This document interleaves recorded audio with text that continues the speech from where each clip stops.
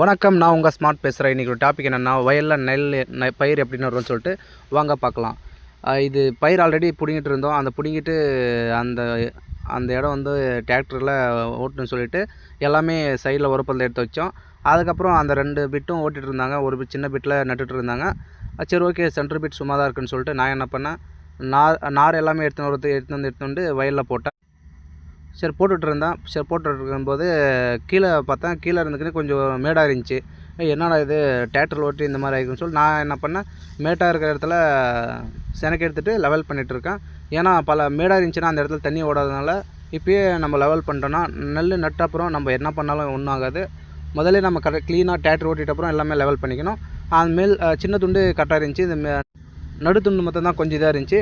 சரி, நான் அது பண்ணிட்டு இருக்கும்போது எங்கள் ஒய்ஃப் எடுத்துகிட்டு வந்து வயலில் போட்டாங்க. வயல்லேருந்து எங்கள் அத்தை எடுத்துகிட்டு போயிட்டு நடுறவங்ககிட்ட கொடுத்தாங்க.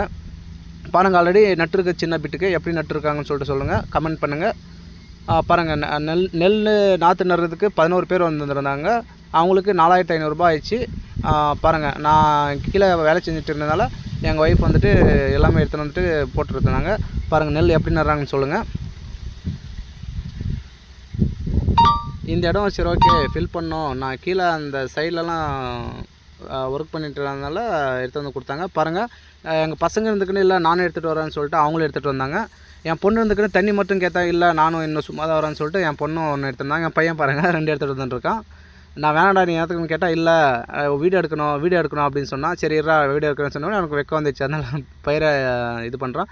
ஓகே ஃப்ரெண்ட்ஸ், நெக்ஸ்ட்டு நான் நெட் அப்புறம் முழு வீடியோ போடுறேன். அதுக்கப்புறம் கமெண்ட் பண்ணுங்கள் ஃப்ரெண்ட்ஸ். பாய்.